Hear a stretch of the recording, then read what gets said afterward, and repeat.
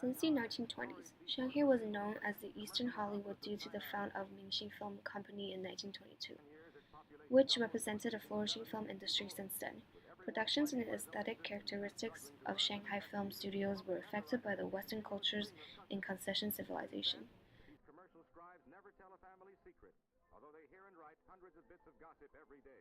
Citizens from all walks of life had a lot of chances to work in this metropolitan city, and they contributed efforts to the city Shanghai's constructions past and reflects the in glory not of economic the and cultural Chinese fields. Empire, but of the British Empire. The Chinese would not have built a city this way. The history of modern Shanghai was written in the logs and ledgers of our Audiences observe that great-grandfathers, Shanghai grows as one of the Englishmen, distinctive Frenchmen, and groups that Americans. reflect regional urban 建成时， characteristics, 它的高 as well 度 as 在 interacting with 全 the 球电 impact 视 of city 塔中 surroundings. 排行第 Therefore, 三。 after the appreciating typical movies due to the 1920s to the 2000s, female, finery, linguistic variance, and leisure entertainment became 夜 three 晚的 important 东 symbols 方明珠 of Shanghai 变 material 换 and 不 spiritual 同的色彩 civilization. 蓝白灯光最常见。 The movies in the first period began during the Republic of China period, when Western culture had great influences on China. Women began to place more values on fashion and lifestyles. Also, the spread of bourgeoisie idea ensures the class struggle and human rights in daily life. In the beginning of the film Angels on the Road, a woman's wedding invites not only Chinese traditional wedding band, but also Western bands, playing Western instruments. The bride wears a Western-style bridal headpiece rather than Chinese traditional red ornaments. Western instruments were popular at that time in normal people's everyday life. We can see that women at that time places more values on appearance. They wore fancy qipao with twist bangs up with a little gel and secured with flower pins. And some of them curled their hair using a pair of fire tongs.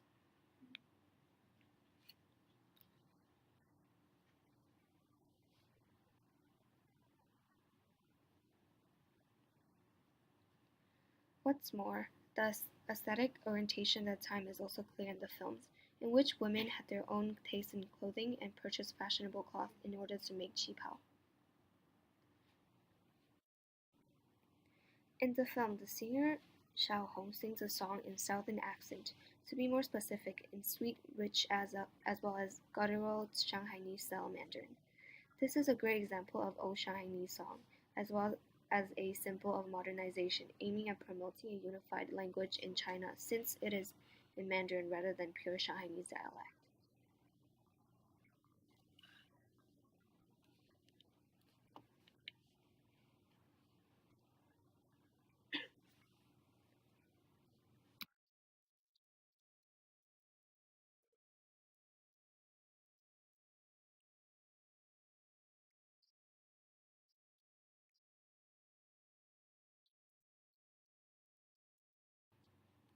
However, women are exploited by the upper class.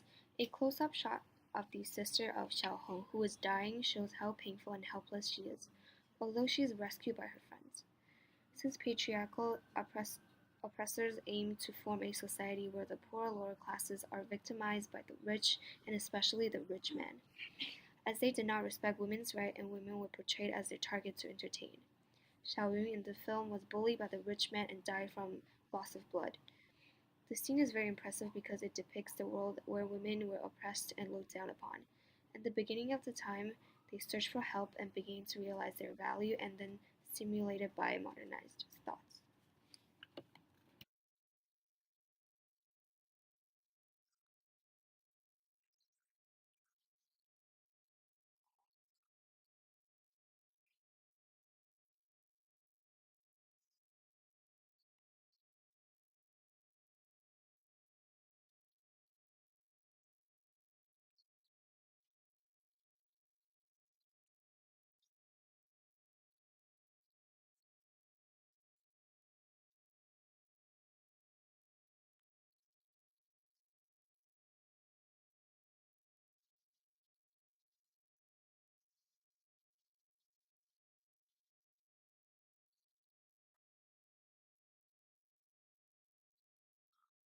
The period after the anti-Japanese War was a time of hardship and struggle for every class structure.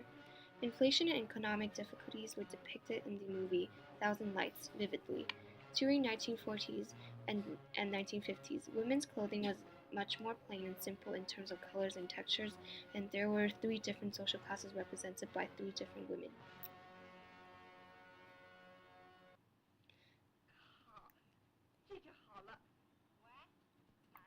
The woman who belongs to the high social class dressed in a Western-style bathrobe at home, and wears fancy fur coat with high heels appearing in public.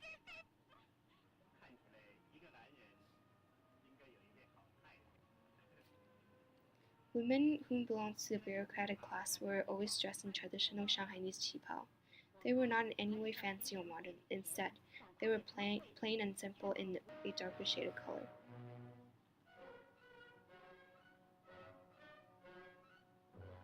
The third group of female were the peasants. When the peasants' grandma showed up, they were dressed in rough clothing carrying haze on their back. The different types of clothing worn by different female characters represent an obvious distinction in class status. Near the opening of the scene, there was also a wedding photo hanging on the wall that depicts both couples dressed in a Western-style wedding clothing in black and white instead of the traditional Chinese wedding clothing. Furthermore, in this business scene, the officeman used a mix of Cantonese words and English words in combination to produce his speech.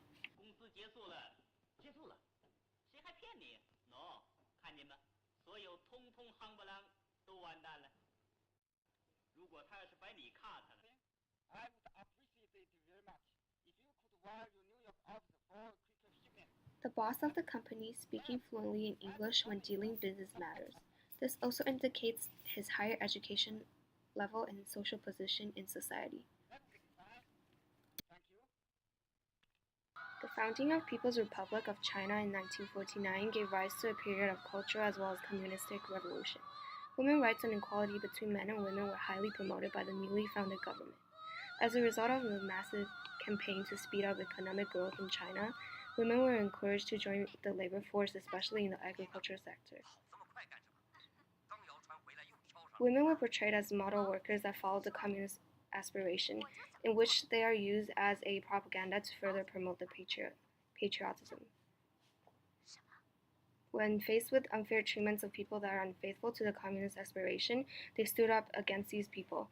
The role of women also expanded, as they are no longer bounded to doing only housework. Their wages from working in the fields or the factories became an important source of income to their families. During this period of cultural innovations, the clothing pieces of Chinese women were also quite different from the past few decades. Instead of wearing traditional qipao, Zhongshan suit, also known as the Mao suit, and the linen coat were the trend during the time. In fact, around mid-1960s, traditional clothing such as qipao and long hair were doubted by the Red Guards, as they were the representation of the bourgeoisie lifestyle. This led to women wearing mostly clothes that resembled working clothes and kept their hair short. Functionality and durability of the clothes was far more important than the color looks of the clothes. Furthermore, clothes that were simple and patched were most admired by women during that time. Clothing were desexualized, which means that women were styled in similar fashion to men. During the 1980s to the 1990s, the ideological emancipation for youth ensured the new women fashion in Shanghai. The majority of women started perming hair and wearing hair accessories.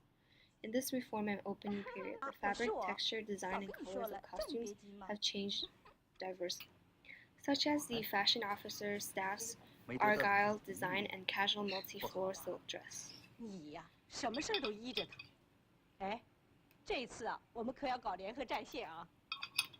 Women wore different styles of clothes in distinctive occasions. Usually in the films, the camera lens moved gradually from long shot, medium shot, and finally close-up to reveal women's overall and detailed fashion. Audiences could feel that girls pay attention to the whole match in color assortment with clothes, bags, heels, and other accessories. For instance, when girls hang out together on day offs, they wear various bright color shirts with the maxi or plaid shirt.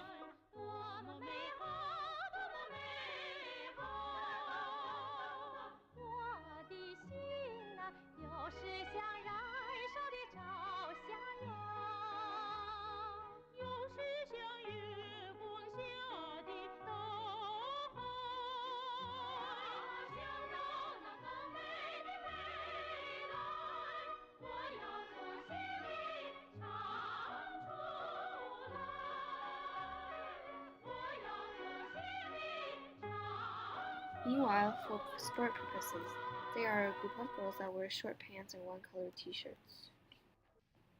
On work days, girls always wear working uniforms. For example, in the movie Youngsters, women wear two pieces of clothes in the Shanghai public bus transport factory. One is the inner white shirt and the other one is the outer light yellow jacket. Additionally, we distinguish female social generations through their dressing. The color between what mother and daughter wear is dramatically different, which the mothers wear earthy yellow or white and the young girls wear light pink shirts at home. The nagging mother always chatters about how to find an ideal son-in-law with great moral and physical qualities. Secondly, this period popularized epochal catchphrases in Shanghai. For instance, the first time that Yu Jie went to the factory to report herself, she received impolite treatment from the director without tolerance and obedience from man. She called that man geezer to defend herself. Her personality reflects that forthright modern Shanghai girl have the sense towards gender equality. Female workers usually hate to do greetings. They also use the word hell to deliver facial tones. Those modern language phenomena reveal the comfortable and close connection between colleagues. Thus, in Shanghai, the harmonious working atmosphere ensured the increasing process of modern social transformations. Also, when the women test their loudspeaker, her pronunciation is really standard. It reveals the popularization of Mandarin in Shanghai's service industry. Lastly, females' entertainment reflects the public preferences and growing living quality. All the staffs from the public bus transport factory would have the chance to watch movies in the finery theater. Specifically, there exists a medium shot to highlight the conversation between two female workers. Basically, they're talking about the theater seats of the movie called Future World. Instead of the nightclub, common girls could dance with men in the square without suffering the critique of chaste virtue.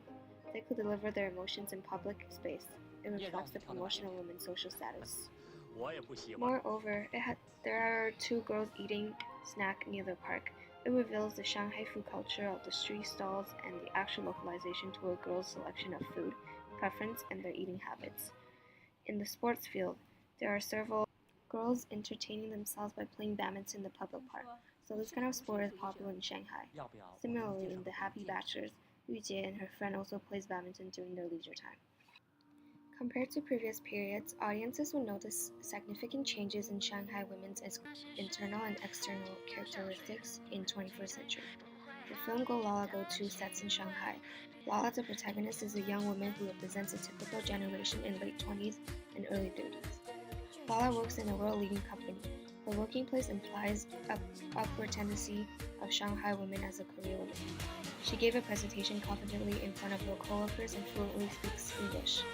Her outfit symbolizes a successful career woman. The camera takes shot of a colorful fashion set of models and a medium long shot of making a slow motion shot. The film highlights on fancy and luxury fashion of a young woman in detail. At the last scene shows the club party celebrating the SC Group company in Shanghai, where women can dance free and dress freely. It shows Shanghai women's fancy dresses and their late modern Shanghai lifestyle. Ultimately, the city and Shanghai girl symbolize the modern transition and modernism as one of the distinctive groups and distinctive culture. Shanghai young girls and women have expressed individual transition of female finery, the modern characteristics of linguistic variance, and social idioms, as well as the prevailing lifestyle. By interpreting important gradual symbols of Shanghai material and spiritual civilizations, Shanghai young girls have shown their transformation in geographically and culturally Indeed, they have become an interplay between Shanghai films and Shanghai that results the recognizable icon for both film industry and the cosmopolitan Shanghai.